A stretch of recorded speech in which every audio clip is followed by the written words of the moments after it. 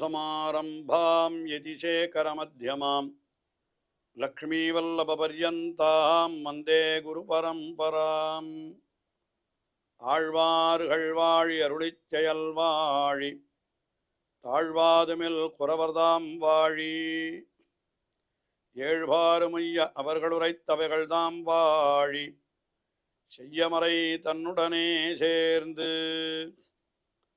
அகலகில்லே நிறையுமென் அலர்மேல் மங்கை உரைமார்பா நிகரில் புகழாய் உலகம் உன்னுடையாய் என்னையாழ்வானே நிகரிலமரர் முனிக்கணங்கள் விரும்பும் திருவேங்கடத்தானே புகழொன்னில்லாவடியேன் உன்னடிக்கீழமர்ந்து புகுந்தேனே அகில புவன ஜன்மஸ்தேம பங்காதிலீலே வினத விவித பூத உராதரக்ஷைகதீக்ஷே ஸ்ருதிசரசி விதீப்தே பிரம்மணி ஸ்ரீனிவாசே பவது மம பரஸ்மின் ஷேமுஷி பக்திரூபா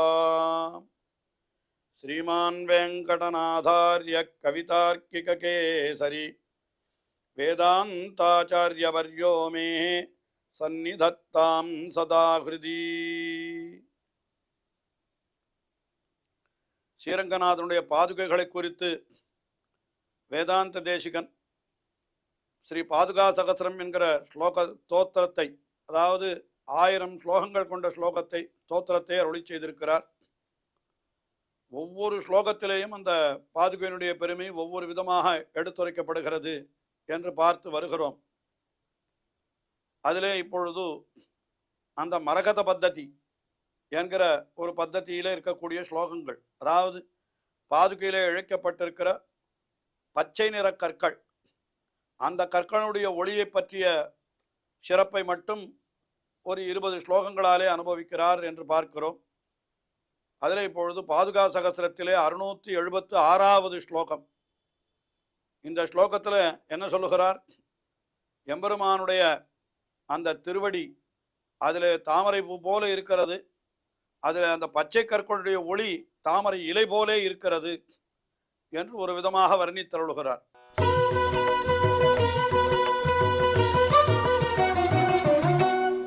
நககிரண நிகாயைஹி நித்யமாவிர்மிருணாளே மகிதரச விசேஷே மேச்சகைரம்சுபிஸ்தே பரிகலயசிரம் யாம் பாதுகே ரங்கபர்த்துஹு பதகமல சமீபே பத்மினி பத்ரபங்கிம். எம்பெருமானுடைய பாதுகை அது. ஹே பாதுகே என்று சொல்லுகிறார். அது என்ன ஆகிறதுனா ரங்கபர்த்துஹு நககிரண நிகாயைஹி, அந்த ரங்கநாதனுடைய நகங்கள் இருக்கிறதோ இல்லையோ, திருவடிகளிலே இருக்கக்கூடிய நகங்கள், அந்த நகங்களினுடையிலேருந்து பிரகாசிக்கிறது நல்ல ஒளி. அந்த ஒளி எப்படி இருக்கிறதுன்னு கேட்ட நககரண நிகாயைஹி நித்யமாவிஹி மிருணாளே, அது அந்த நகங்களுடைய கிரணங்களுடைய கூட்டங்கள் எப்படி இருக்கிறதுன்னு கேட்டா அது தாமரை தண்டு போல, தாமரையினுடைய தண்டு போல இருக்கிறதாம். தாமரையுடைய தண்டு என்கிறது வெளுப்பா இருக்கும்னு சொல்லுவா. அதனால அது சொன்னார் அவர். அதுக்கு மேலே மகிதரச விசேஷே மேச்சகைஹி அம்சுபிஸ்தே, அதுக்கு மேலே இன்னும் என்னன்னாக்கா அங்கே ஜலம் இருக்கிறது. தாமரை தண்டு எதில் இருக்கும்? தண்ணீரில் தான் இருக்கும். அது எதுன்னு கேட்டால் எல்லாம் அவனுடைய அடியார்கள் இருக்காளோ, எம்பெருமானையே எப்பொழுதும் விரும்புகிறாளே, அதுதான் மகிதரச விசேஷே மேச்சகைர் அம்சுபிஸ்தே. அந்த சமயத்தில் ரங்கபர்த்துஹு பதகமல சமீபே, அப்படி இருக்கக்கூடிய ரங்கநாதனுடைய பதகமல சமீபே, அந்த திருவடியினுடைய பக்கத்திலே நீ எப்படி இருக்கிறீன்னு கேட்டா பத்மினி பத்ர பங்கம் பங்கிம் பரிகலயசி. பத்மினி பத்ர பங்கிம், பத்மினியினுடைய தாமரையினுடைய இலை, அதாவது எம்பெருமானுடைய திருமேனியே தாமரை இலை போலே என்று ஆழ்வார்கள் அருளி செய்வது உண்டு. எம்பெருமானுடைய திருக்கண்கள் திருவடிகள் இவர்களெல்லாம் தாமரை போலே இருக்கும். என்னால் எம்பெருமானுடைய திருவடி தாமரை போலே இருக்கிறதுன்னு சொன்னா அந்த திருவடிக்கு கீழே அந்த நகங்கள் இருக்கிறது இல்லையோ, திருவடிகளிலே இருக்கக்கூடிய நகங்கள், அந்த நகங்கள் அது தாமரை தண்டு போலே இருக்கிறதுன்னு சொன்னார். பெருமாளுடைய திருவடியை பார்த்தால் தாமரை பூ போலே இருக்கிறது, நககாந்தியை பார்த்தால் அது வெளுப்பான தாமரை தண்டு போலே இருக்கிறது.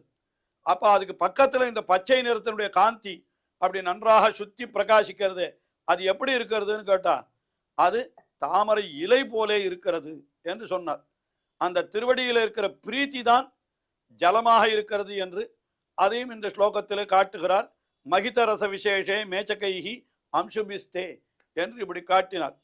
ஆக எம்பெருமானுடைய திருவடி தாமரையை சுற்றி இருக்கக்கூடிய தாமரை இலை போலே என்றோ இந்த பச்சை நிற கற்களினுடைய ஒளி அமைந்திருக்கிறது என்பதுதான் இந்த ஸ்லோகத்திலே காட்டப்படுகிற முக்கியமான அர்த்தம் என்று நாம் கொள்ளலாம். இப்படி இந்த வர்ணித்தவர் அடுத்தபடியாக 677வது ஸ்லோகம். இந்த ஸ்லோகத்துல அழகான ஒரு அர்த்தத்தை எப்படி காட்டுகிறார் என்னால், தேவர்களுடைய விரோதிகளான அசுரர்கள் அவர்களெல்லாம் தேவர்களை மிகவும் துன்புறுத்துகிறார்கள். அவர்கள் அதுவும் தேவர்களுடைய பத்தினிகளான அந்த தேவதைகள், அதாவது தேவ பெண்கள், அவர்களுக்கு மிகவும் துன்பத்தை உண்டாக்குகிறார்கள். உடனே பெருமாளுக்கு கோபம் ஏற்படுகிறது. இப்படி ஒரு ஸ்திரீகளை யாராவது துன்பம் செய்தால் எம்பெருமான் பொறுத்து கொண்டிருக்க மாட்டான். உடனே என்ன பண்ணுகிறான், அந்த அசுரர்களை அழிப்பதற்காக தன்னுடைய பாதுகையை சமர்ப்பித்து கொண்டு அவன் போருக்கு புறப்படுகிறானான். பாதுகையை சமர்ப்பித்து கொண்ட உடனே என்ன ஆகிறதுன்னு கேட்டார், அந்த பாதுகையில இருந்து பச்சை ஒளியானது அப்படி நன்றாக பிரகாசிக்கிறது. பாதுகையில் இருக்கக்கூடிய பச்சை நிற கற்களுடைய ஒளி வெளியில பிரகாசிக்கிறது. அது எங்க போய் விழறதுன்னா, அப்படியே அந்த தைத்திய சௌதானி என்று சொல்லப்படுகின்ற அந்த அசுரர்களுடைய மாளிகைகளிலே போய் அந்த பச்சை நிற ஒளி விழுகிறது. விழுந்தா என்ன ஆகிறதுன்னு கேட்டா, அது பார்க்கிற அப்பொழுதே என்ன ஆகிவிட்டது, அந்த அசுரர்களுடைய மாளிகையெல்லாம் புல்லெழுந்தொழிந்து விட்டது அப்படின்னு சொல்றது. புல்லெழுந்தொழியறதுன்னா என்ன அர்த்தம், அங்க இருக்கிறவர்கள் மொத்தவர்களும் அழிக்கப்பட்டு ஒத்துருமே இல்லாமல் போனால் அங்க அப்புறம் என்ன ஆகும், புல்முளைத்து போகும்னு சொல்றாளோ இல்லையோ. ஒரு இடத்துல ஒரு ராஜ்யத்துல எதிரி ராஜாவானவன் வந்து படையெடுத்தான். அதற்கப்புறம் என்ன ஆச்சு, இந்த ராஜ்யம் வெறும் புல்முளைத்து போய்விட்டது அப்படின்னு ஒரு வார்த்தை சொன்னா என்ன அர்த்தம், இந்த எதிரி அரசன் வந்து இதுல இருக்கக்கூடியவர்கள் அத்தனை பேரையும் அழித்து விட்டான், இங்க வசிப்பதற்கு கூட யாரும் இல்லை, என்னால் என்ன ஆகும், வெறும் புல்லு தான் முளைக்கும். புல்முளைத்து விட்டது என்னால் என்ன, எதிரிகள் நிர்மூலமாக்கப்பட்டு விட்டார்கள் என்று பொருள் அதற்கு. அது ரொம்ப சமத்காரமாக இங்கே வேதாந்த தேசிகன் இந்த 677வது ஸ்லோகத்தில் என்ன தெரிவிக்கிறார், அசுரர்களை அழிப்பதற்காக எம்பெருமான் பாதுகையை சமர்ப்பித்துக் கொண்ட உடனே அந்த பாதுகையிலிருந்து புறப்படக்கூடிய பச்சை நிற ஒளியானது அசுரர்களுடைய மாளிகையெல்லாம் புல்முளைத்து விட்டதாக செய்து விட்டது என்று இப்படி ரசமாக அனுபவிக்கிறார்.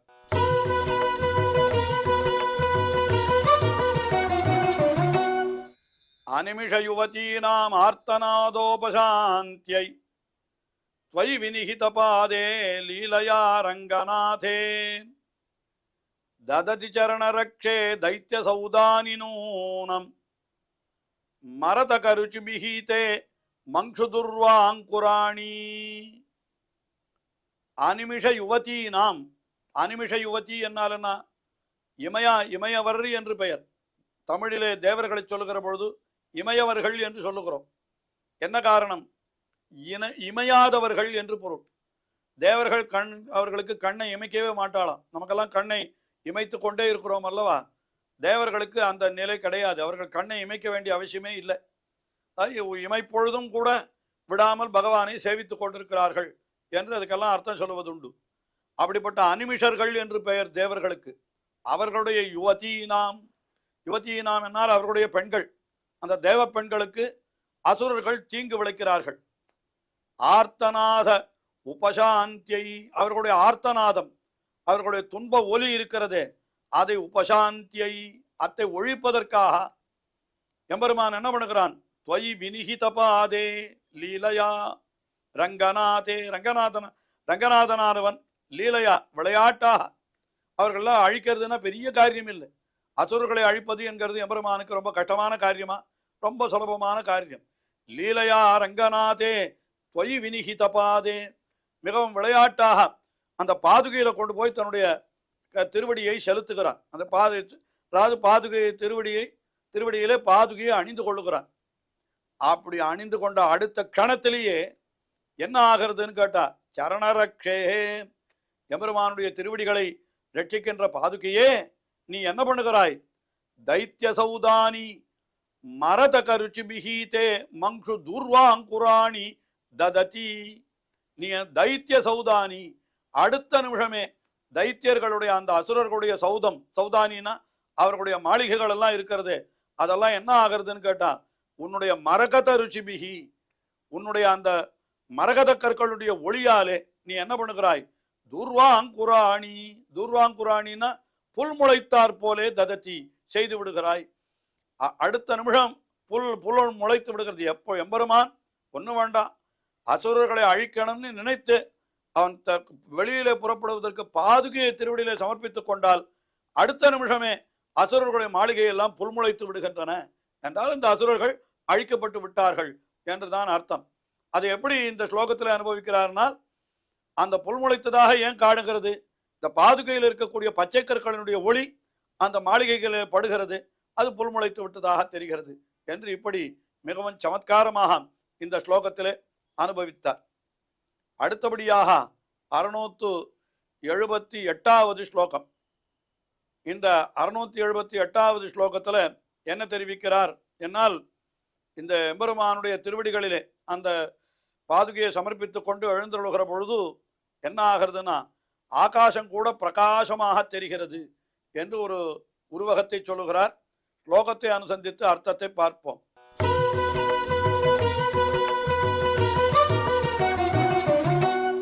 விபுலதம மகோபிஹி வீததோஷானுஷங்கம் விலசதுபரி நைல்யம் தேவி விஷ்ணோ பதம் தத் ருதுமரகத திருஷ்யாம் பிராப்ய பாதாவனி த்வாம் பிரகடதி சமந்தாத் சம்பிரயோகம் ஹரித்பிஹி. அதாவது ஆகாசம் என்கிறது எப்படி இருக்கும்னு கேட்டா கொஞ்சம் கருத்துத்தான் காணப்படும். அது எப்படி இருக்கிறது, விபுல தமமஹோபிஹி வீததோஷானுஷங்கம். அந்த ஆகாசம் என்கிறது முதல்ல எம்பெருமானுடைய திருவடிகளை பதாவனி என்று எம்பெருமானுடைய திருவடிகளை காப்பாற்றுகின்ற பாதுகையே என்று அழைக்கிறார். அந்த மிகவும் நன்றாக விசாலமாயிருக்கக்கூடிய அந்த ஆகாசம் எப்படி இருக்கிறது, விபுலதம் அமஹோபிஹி, நல்ல விசாலமான காந்தி. அத்தால எப்படி இருக்கிறதுன்னு கேட்டார், இந்த ஆகாசம் எப்படி இருக்குன்னா கருப்பா இருக்கும். அது என்ன, எம்பெருமானுடைய ஒரு அந்த நிறமும் அதில் படிந்திருக்கிறதோ இல்லையோ. விபுலதமமஹோபிஹி வீததோஷானுஷங்கம். வீததோஷானுஷங்கம்னா என்ன அர்த்தம் சொல்றார், இந்த எம்பெருமா அதாவது ஆகாசம் எப்போ பார்த்தாலும் ஒருமே இதுவாகத்தான் இருக்கு, கருமையாத்தான் இருக்கிறது. ஏன்னா அது சொல்றார், பகலில ஆகாசம் கருப்பா இருக்கும்னார். இப்ப என்ன அர்த்தம், எங்க பார்த்தாலும் பச்சையா இருக்கிறதுன்றார். என்ன காரணம், பாதுகையிலிருந்து புறப்படுகிற ஒளி, அதை சொல்லுகிறார். இந்த இடத்துல என்ன சொல்றாருன்னா, விலசது உபரி நைல்யம் தேவி விஷ்ணோ பதம். விஷ்ணோஹோ பதம் என்னால் என்ன, விஷ்ணுவனுடைய பதமான விஷ்ணோ பதம் என்கிறதுக்கு பரமபதம் என்னும் ஒரு அர்த்தம் உண்டு. இன்னொன்று விஷ்ணு பதம் என்னாலே ஆகாசம், ஆகாசமும் விஷ்ணு பதம் என்றுதான் சொல்லப்படுகிறது.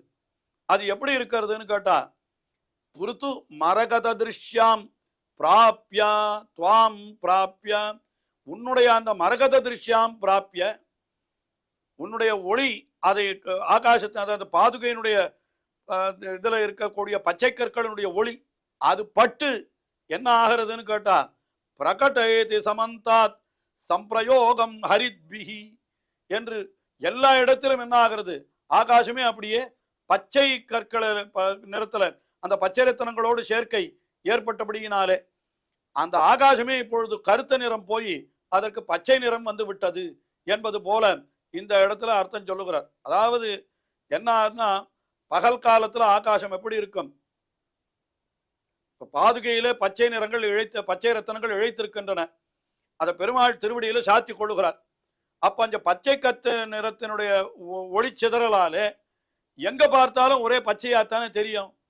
அது ஆகாசத்திலும் அப்படித்தான் தெரிகிறது. என்ன ஆகுறதுன்னா, இந்த பச்சை ரத்தனங்கள் இழைத்த பாதுகை பெருமாள் சாத்தி கொள்ளுகிற பொழுது பகலிலேயே கூட நியாயமா கருத்திருக்க வேண்டிய ஆகாசம் பகலிலேயே கூட எப்படி தெரிகிறதுன்னா ஆகாசம் எல்லாம் பச்சையா தெரிகிறது. ஆகாசம் பகல்ல கருப்பாத்தான் இருக்கும், ஆனா பாதுகையினுடைய ஒளியாலே அது பச்சையாக தெரிகிறது என்று இப்படியாக அந்த ஆகாசத்தையும் பச்சை நிறமாக்கக்கூடிய ஒளியை உடையது இந்த பாதுகையினுடைய பச்சை நிற கற்கள் என்று இந்த ஸ்லோகத்திலே அனுபவித்தார். தொடர்ந்து அனுபவிப்போம். ஸ்ரீயக்காந்தாய கல்யாண நிதயே நிதயேர்த்தினாம் ஸ்ரீவேங்கட நிவாசாய ஸ்ரீனிவாசாய மங்களம். ஸ்ரீமத் சுந்தரஜாமா திருமுனிமானசவாசினே சர்வலோக நிவாசாய ஸ்ரீனிவாசாய மங்களம்.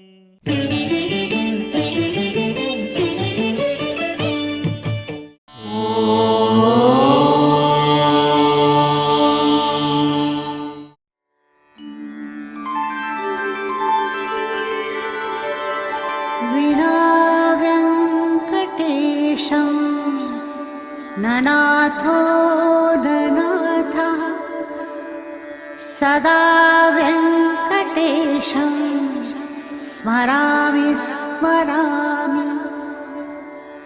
हरे व्यङ्कटेश प्रसीद प्रसीद. प्रियं वेङ्कटेश प्रयच्छ प्रयच्छ.